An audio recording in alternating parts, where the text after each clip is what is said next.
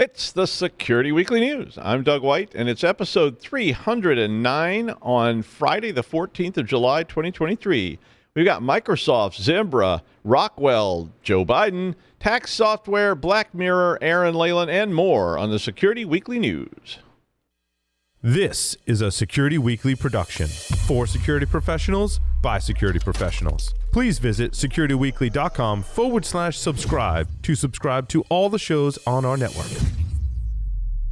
We interrupt our program to bring you this important message. It's the show that keeps you up to date on the latest security news twice a week, your trusted source for accurate security information and expert analysis. It's time for Security Weekly News. Why does multi-factor authentication have to be a pain for users? It doesn't. Beyond Identity is the most secure MFA on the market and the easiest to use. They ensure that every authentication is multi-factor by default, with phishing-resistant factors that secure access from the start. Beyond Identity safeguards organizations from breaches, data loss, and fraud by eliminating weak phishable authentication factors like OTP and SMS push codes. Go to securityweekly.com/beyondidentity to get a free demo. That's securityweekly.com/beyondidentity to get a free demo today. Are you constantly thinking about how to keep your enterprise as secure as possible? Get to know Chrome Enterprise, the trusted browser for security-conscious professionals like you. Its ease of use for IT and security teams and added access controls protect the remote, extended, and hybrid workforce, keeping your entire enterprise safe. Don't settle for a browser that compromises your organization. Visit securityweekly.com/Chrome Enterprise to learn more and start protecting your enterprise like never before. All right, welcome to Security Weekly News, episode 309. I'm Doug White, and I was going to say, if you didn't see our old Vault episodes last week that were from Secure Digital Life, well, you should check those out. They were pretty fun, and the other shows, Paul's Security Weekly and so forth, all had Vault episodes, including Paul had the guys from Low Fat on, and I don't think they've ever been interviewed, since way back when. So if you should check some of those out. They were pretty fun. All right. Well, and a reminder to everyone, a fake proof of concept, it's not totally, I guess it's totally fake. A fake proof of concept for Linux kernel vulnerability on GitHub kind of basically tells you that it's, you got to remember those old rules about downloading things that look fun. It's a tale as old as time. Well, at least as old as 1st of January, 1970. Nothing happened before that, according to computers. But somebody realized you can get people to open files if they have sexy names or sexy contents, right? I mean, and you just have to figure out what the right bait is to get people to open a file. I mean, it's like that old Star Trek game I always talk about, Star Trek.exe, and, you put it up on a bulletin board and it wipes your hard drive. Yeah, that kind of stuff. But, I mean, even people with advanced skills sometimes fall for this stuff because they see really enticing things. So you give them what they want. Like a discount on a PS5 or a Framework laptop for 80% off. I did an endorsement deal. A Framework and Jaguar, please. Framework, call me. And Jaguar too. I'm that both good. Maybe my own cologne, like Server Room by Calvin Klein. But anyway, so this proof of concept bills itself as a harmless learning tool, but it actually contains a downloader that downloads a bash script, and the script then installs a backdoor which can be used to steal data from the compromised host and grant access to a third party by adding the SSH key to the authorized keys file. Yeah. So the lesson here is that it's great to download proof of concept code from GitHub, but that you should definitely review that code before you run it. And even if you've reviewed it, and you do want to run it, I would still stick to some kind of sandbox virtual machine until you can ensure it's safe. When I do these, if I download this kind of stuff, when I usually download it, I do look at it. I look at the code and see if I see anything that looks suspicious, although I may not be able to tell. And then, I run these things with egress filters on them so that when they immediately start trying to phone home or reach out to somebody, I can see that the firewall log is being blocked, and I can go, okay, this thing's trying to reach out somewhere. I want to go look at the code and see where it's doing that. So be careful, especially with proof of concept code. And I just wanted to report that story because I know a lot of you look for proof of concepts and things like that, so be careful. Well, Microsoft has warned that Russian spies and others are actively exploiting an unpatched security flaw in Windows and Office. So Microsoft documented, quote, a series of remote code execution vulnerabilities, end quote. They indicated that an out-of-band patch may be released before the next patch Tuesday in August. The statement says that an attacker could create a specifically crafted Office doc that allows them to perform remote code execution in the victim's context, but the victim has to open the file. Now, that means I'm worried about it, but I'm not as worried, because if I actually have to open that file, it's very unlikely I'm going to, because I don't tend to open any kind of document files, that people send me without, putting them on a sandbox or something first. So I'm a little less worried, but that's still scary for your people, because if you're managing an enterprise, you've got a lot of employees who may well click that link, or click that file. In a separate blog entry to this, the threat intel team from Microsoft said that they flagged a phishing campaign with Office zero-day exploits, which was targeting defense and government entities in Europe and North America. The lures in this case were all related to the Ukrainian World Congress. So, they're sending this stuff out. But the recent patch Tuesday that they just put out saw more than 130 documented security flaws being patched, and 9 of those were rated as critical. So, obviously, if you're running Microsoft Office 365 or Microsoft Windows stuff, keep those patches updated, and this out-of-band patch may be something you want to look at, especially if you're in the government sectors. But all of us should be patching as frantically as we can possibly patch. Adobe also shipped an urgent patch for security flaws this week as well. It was reported in that article at the same time. In a related story, then, the Secretary of Commerce of the United States, who is Gina Raimondo, and Gina Raimondo once cropped me out of a photo, when she was governor. It was like some kind of thing we had this initiative in Rhode Island for cybersecurity, and they had everybody come to the State House, and I even put on a coat and tie and all this fancy stuff was in the picture, and then it came, maybe she didn't crop me out, but somebody did, and when it came out in the newspaper, it was like, yeah, okay, great. I guess I wasn't good looking enough, so they had to move me out of the frame, but regardless. But anyway, Gina Raimondo, the Secretary of Commerce, was hacked. Email was hacked in a Microsoft cyber breach this week. According to the source, the Outlook systems at Microsoft, so it wasn't the people in the Commerce office, it was actually the cloud-based Outlook at Microsoft was breached by Chinese hackers. The breach was discovered back in May.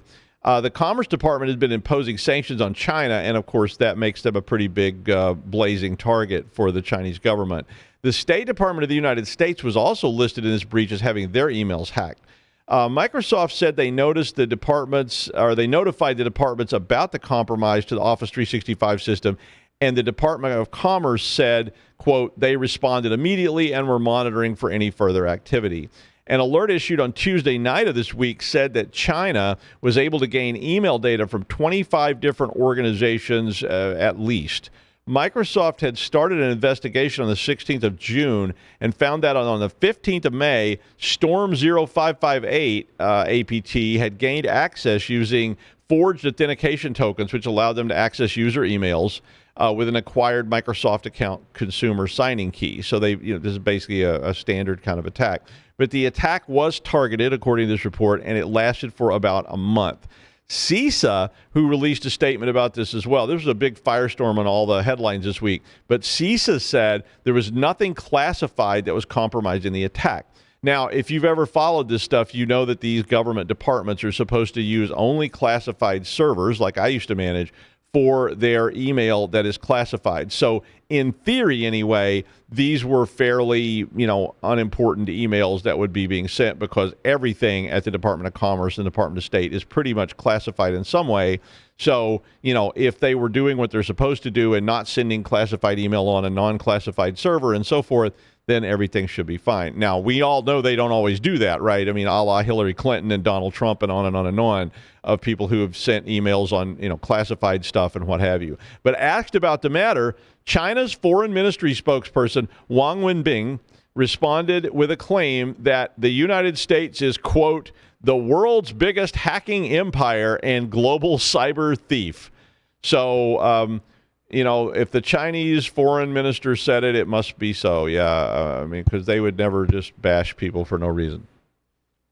Well, Google security researchers found a Zimbra zero-day vulnerability that has been exploited in the wild. Tag found the zero-day, which affects the email and also the collaboration tool that belonged to Zimbra. Zimbra is expected to release a patch later this month, but so far has provided some mitigations which can be applied manually, according to them. The vulnerability is a cross-site scripting issue which affects Zimbra Collaboration Suite 8.8.15, and the exploit can be a component of remote code execution. But it said it would most likely require user interaction to actually do remote code execution. But we all know that's pretty doable, right? Zimbra said that the flaw could, quote, potentially impact the confidentiality and integrity of your data. But their advisory did not say that it had been exploited in the wild. According to Zimbra, more than 200,000 organizations in 140 countries use this product. But the CISA known exploited vulnerabilities catalog already contains 8 Zimbra flaws that are currently being exploited in the wild. But this latest one has not been added yet, nor has it been assigned a CVE number, at least as of press time for that article. So if you do use Zimbra, you may want to check this article out and or go to the website or the Zimbra site to see what these manual mitigations that you need to put in place are. I was going to talk about Rockwell, but Aaron is going to talk about Rockwell, so I'm going to let him talk about it because he knows more about that stuff than I do. A coalition of cybersecurity-focused industry groups and other nonprofits have been urging U.S. President Joe Biden to prioritize the swift nomination of a new national cyber director, since that hasn't happened yet. They went on to urge the president to choose me. I might have made that part up, but look, Mr. President, if you want an age of wimps or you want an age of tyranny, the likes of which the world has never seen, I will rule with fire and damnation and scourge the land into a flaming puddle of salt and meat that will burn with the light of 1,000 suns for 1,000 years. Wait, sorry, that was the wrong speech. That was my acceptance speech. We'll get back. Yeah, call me, Joe. But anyway, a letter was sent out Wednesday to the White House Chief of Staff. And if you're not familiar with how things work in the United States, the White House Chief of Staff is actually the person who does everything. The White House Chief of Staff that was urging the president, or urging the Chief of Staff to urge the president, to nominate someone by the end of July. Now, Chris Inglis had held that post since it was created by the Congress in 2021 and left the job in February. There was a lot of controversy around this post. So the Senate created this position and has to approve the director. And a lot of people said this was, it was described by one senator as a single throat to strangle or something like that. So there's been a lot of controversy around this particular post. But Chris left back in February. Signers of this included the Cybersecurity Coalition, BSA, the Software Alliance, the Information Technology Industry Council, the Center for Cybersecurity Policy and Law, and the Better Identity Coalition, among others. But stories have said about this that the Office of the National Cyber Director had been reported to be clashing over coordination around the national cyber strategy and overlaps between various authorities and other issues. Because as you know right now, there's all kinds of different people who want authority over cyber. You've got CISA, you've got NIST, you've got the NSA, you've got the FBI, you've got this office of the Cyber Directorate. You got, Space Force. Who knows who all's got authority over cyber. But this office is currently being run by Kimball Walden, who was praised by Inglis in his resignation letter. And so currently the post has been vacant since February with Kimball Walden running it. So who knows what will happen, but they will have to go through a Senate confirmation, which is always a fun thing for anybody. U.S. tax preparers use Google and Meta tracking technology and have been sending sensitive information to the companies and other tech firms. Imagine that. I mean, I would say I'm surprised, but I'm not. So a 54-page report which detailed the, quote, outrageous, extensive, and potentially illegal sharing of taxpayers' sensitive personal and financial information with Meta by online tax preparation companies was issued from the government this week. Google and Meta both basically said, quote, did I do that? I mean, basically what they actually said was, it's not our fault if that our data collection tools collect data. And it's not our fault if people want to send that data to us, and it's not our fault if we use that data that was sent to us, and on and on and on.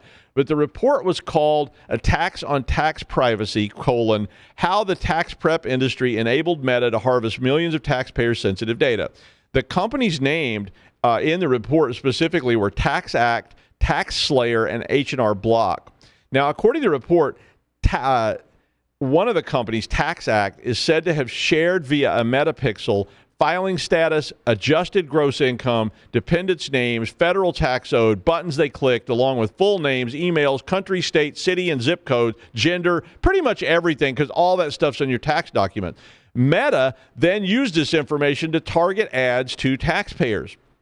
I guess that's why I keep getting those ads about earning money in your spare time by selling vital organs, because they saw my adjusted gross income. But Meta basically said, look, we've been very clear that advertisers should not send us stuff that's illegal. They should not send us sensitive information about people through our business tools, because we will use it. And they said that's a violation of policy due to misconfiguration on their part, which I guess is true. But now if the U.S. would just pass some privacy protections, that might help. But, of course, that wasn't mentioned in the report. The Metapixel and, of course, previously Facebook Pixel started back in 2015, and they had other tools before that. And all these things are used to track your online behavior and activity by Meta. But, Meta has plenty of verbiage to protect them. As Google said, it's the site owner's responsibility to control what they collect and to inform users of how it's going to be used, not ours. They just send it to us and we use it. So, I'm sure they have all the nice legalese stuff straightforward. Well, fresh back from leading an army of 10,000 ostriches in a march on Moscow, and that was a joke from Paul's Security Weekly last week, it is Aaran Leyland. Welcome, Aaron. Thank you, Dr. Doug. Thank you for having me on the show today. Well, I just dive straight in after it appears that I've stole one of your stories. I didn't mean to. No, you didn't. You didn't. You posted your story before mine. I just hadn't looked, and I decided it was a pretty voluminous thing, and I'd be more than happy for you to talk about it. So it's perfectly fine. Okay. I wasn't actually up earlier than you this morning. I just live in a time zone that's 5 hours ahead of you. So yeah. Early bird catches the Rockwell worm, I guess. There you go. I don't think that there's enough talk in this subject, which includes critical national infrastructure, making it kind of important to businesses and our countries, Team America and all that. So a critical RCE, which if you don't know is remote code execution, bug in Rockwell Automation PLC's ZAPs, industrial sites, ZAPs, brilliant. Two vulnerabilities in industrial programmable logical controllers, PLCs, from Rockwell Automation threaten critical infrastructure and industrial environments with disruption. If you're wondering why this is important, my research today found that Rockwell Automation PLCs were found in the following sectors: energy, water and waste, transportation, chemicals, and pharmaceuticals, and also manufacturing. So, they're right there. They're considered one of the leading players in the market alongside companies like Siemens. Both of these reported vulnerabilities are located in the communication modules of the PLCs that are used to physically control operational technology, OT, and are capable of being triggered through malicious common industrial protocols, CIP messages. The first bug, CVE 2023-3595, which has a CVSS score of 9.8 out of 10, allows for threat actors to utilize firmware memory to carry out RCE, remote code execution, with persistence and modify, deny, or even withdraw data that flows through the PLC, thus affecting equipment performance. That's bad. The second, CVE 2023-3596, which has a CVSS of 7.5, can be used to trigger denial of service condition, which would render the device inoperable. Okay, so it's been reported that it's possible for cyber attackers to plant themselves inside a PLC and lurk undetected until they choose to carry out an attack. In both cases, there exists the potential to corrupt the information used for incident response and recovery, and that was from the experts at Dragos. They said the attacker could potentially overwrite any part of the system to hide themselves and stay persistent, or the interfaces used to collect incident response or forensic information could be intercepted by malware to avoid detection. We don't like that at all. Okay, so luckily recently I had the opportunity to spend time on research as I was invited by John Ruddock, the general manager of the Leisure Equipment Asset Protection Scheme, LEAPS, to give a professional development talk on this very subject. Segues well.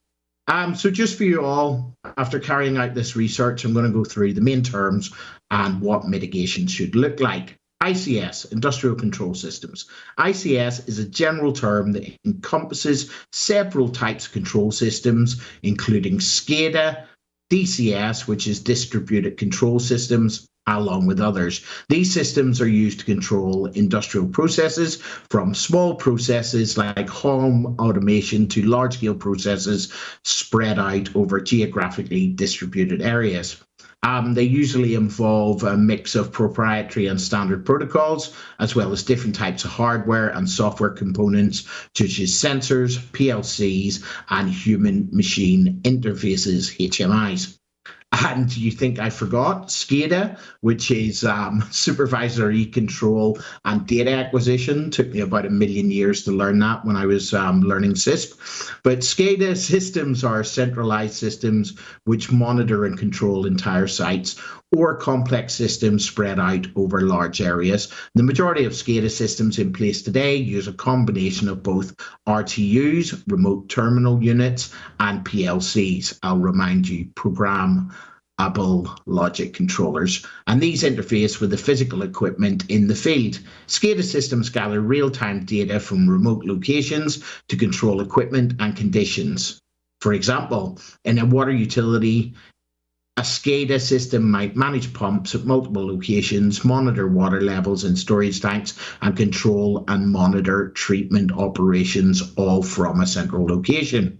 Then we have PLCs, Programmable Logic Controller. PLC is an industrial-grade digital computer designed to perform control functions, especially for industrial applications. It receives data from connected sensors or input devices, processes the data, and triggers outputs based on pre-programmed parameters. They're more flexible, durable, and capable of operating under harsh physical conditions, such as extreme temperatures, humidity, and vibration, or at least that's what my researcher says. So a single PLC can run multiple machines with hundreds of sensors at a very high speed. Okay, so probably the most famous attack in this category is Stuxnet, which, can you believe, was way back in 2010. How young were we all then? And as most of us will know, Stuxnet was specifically designed to attack SCADA systems, which were controlling the speed of centrifuges in the Iranian nuclear facilities. The centrifuges were responsible for enriching uranium, bad, to a level that could be used for nuclear energy or potentially nuclear weapons. It was nuclear weapons. I don't even know why I wrote nuclear energy, but I guess that could have come along in the process right at the start. But anyway, nuclear weapons. Okay, once inside a network, Stuxnet performed reconnaissance, seeking out specific models of programmable logic controllers, manufactured specifically this time by Siemens, which were being used to control the centrifuges. When it found its target, Stuxnet could control of the PLCs, and it was able to do this because it had been programmed with a deep understanding specifically to Siemens Step 7 software used to program these PLCs. All over the internet, reports vary, but it's generally believed that Stuxnet damaged around 1,000 centrifuges at the Natanz facility in Iran, out of approximately 6,000 at the time, which set back Iran's nuclear program significantly, and some say it's like precise impact on Iran's ability to produce a nuclear weapon. They say it's difficult to measure, but they reckon it might have delayed it by a number of years. Good. We have a good. So preventing a cyber attack like Stuxnet involves a combination of technological, procedural, and human factors. So after my research for John at Leaps, here are my top 10 key strategies that can be employed. And I'm sure they sound familiar. We're not rewriting the rulebook here. Patch management. Regularly update and patch all software, including operating systems and firmware on devices. Stuxnet employed multiple zero-day vulnerabilities, which are obviously hard to defend against. But once these vulnerabilities are known and patched, keep the software up to date, which prevents the exploitation of these vulnerabilities. A big one, network segmentation. Separate the network into segments to prevent the spread of malware. In the case of Stuxnet, the malware was able to spread across the network and infect different systems. By creating network segments, you can limit this or even stop it. Brilliant. Least privilege principle. Only give users and systems the permissions they need to perform their duties. This limits the potential for damage if an account or system is compromised. Strong authentication and authorization. Use strong authentication mechanisms and complex unique passwords for each system. Regularly review access rights and remove any unnecessary permissions. This is a good one. Disable unnecessary services. If services such as auto run or remote desktop are not needed, disable them. Stuxnet initially propagated via USB devices using the auto run feature in Windows. Speaks for itself. Normal stuff here. Monitoring and anomaly detection. Regularly monitor the network and systems for unusual activity. Anomaly detection systems can help identify unusual patterns of behavior, which may indicate a compromise and might even work if it's a zero-day. Big security training or security training for engineers, maybe security awareness for users, but educate staff about the dangers of malware and phishing attacks and encourage secure practices such as not using unknown USB drives. We're nearly there. Implement intrusion detection systems and intrusion prevention systems. These systems obviously monitor network traffic for suspicious activity and issue alerts when such activities are discovered. Some systems may also take action to stop the activity if you've got the gonads to turn it on. Let me know about that. Regular backups, obviously, really good. Regular backups ensure that you can restore your system to a state before they were compromised. Check them. And finally, incident response plan. Have a plan in place for responding to security incidents. These include steps to analyze the extent of the attack, contain it, eradicate the threat, and recover.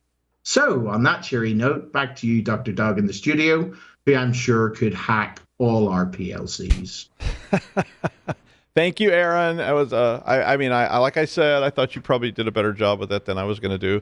And good advice for everybody. Even if you're not using SCADA type systems, it's still good advice to disable things that you don't need and so forth. Thank you very much. And finally, well, now the actors are on strike along with the writers. So if you didn't know that, in the United States, all the Hollywood writers were on strike, and now all the Hollywood actors are on strike. They're a little bit upset, and you may be wondering why I'm talking about this, but they're a little bit upset about an AI proposal that the Alliance of Motion Picture and Television Producers had released. Now, if you've seen Joan is Awful, which was the first episode of Black Mirror for the 6th season, which just came out, you can kind of get the idea of what's going on. So the proposal in real life said that background performers could be scanned, get 1 day's pay, and then the company would own the scan, their image, their likeness, and should be able to use it for, listen to this, the rest of eternity. It literally said that. So in any project they wanted to with no consent nor compensation. So that means they could literally take your image, put it in a pornographic film if they wanted to, and use it a lot like in Joan is Awful, if you haven't seen that. I mean, Black Mirror is often spot on. I mean, over and over again, you've seen stuff on Black Mirror and you go, wow, that's not that far-fetched. But so basically what you would do is you sign up to be in a film or anything. You get 1 day of scale pay for playing a bartender in The Astrologer. That was a part I was supposed to have a long time ago.